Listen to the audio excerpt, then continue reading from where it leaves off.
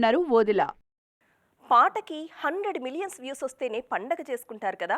అలాంటిది కొన్ని పాటలైతే ఏకంగా యూట్యూబ్లో 500 మిలియన్స్ వ్యూస్ దాటిపోయి 1000 మిలియన్స్ వైపు పరుగులు పెట్టేస్తున్నాయి. అవి కూడా మళ్ళీ మన తెలుగు ఇండస్ట్రీలోనే. మరి ఆ రేంజ్లో రచ్చ చేస్తున్న సాంగ్స్ ఏంటి? అసలు యూట్యూబ్లో 500 మిలియన్ వ్యూస్ దాటిన తెలుగు పాటలు ఎన్నున్నాయి? Have a look. యూట్యూబ్లో తెలుగు పాటలు రఫాడిస్తున్నాయి. ఇన్నాళ్లు కేవలం హిందీ, ఇంగ్లీష్ పాటలకు మాత్రమే వందల మిలియన్స్ వ్యూస్ వస్తాయనుకున్నారు. కానీ ఇప్పుడు ఆ ట్రెండ్ మనోళ్లు మొదలుపెట్టారు. తాజాగా గుంటూరు కారంలోని కుర్చీ మడతబెట్టి పాటకు యూట్యూబ్లో 500 మిలియన్ వ్యూస్ వచ్చాయి. రిలీజ్ అయిన 9 నెలల్లోనే ఈ రికార్డు సాధించింది కుర్చీ మడతబెట్టి సాంగ్. తెలుగులో 500 మిలియన్ వ్యూస్ దాటిన పాటలు 2 మాత్రమే ఉన్నాయి. ఈ 2 అల్లు అర్జున్ పేరు మీదే ఉన్నాయి.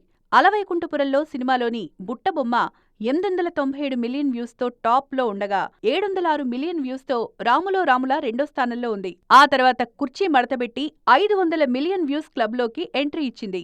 తమిళంలో మాత్రం 500 మిలియన్ వ్యూస్ దాటిన పాటలు బాగానే ఉన్నాయి.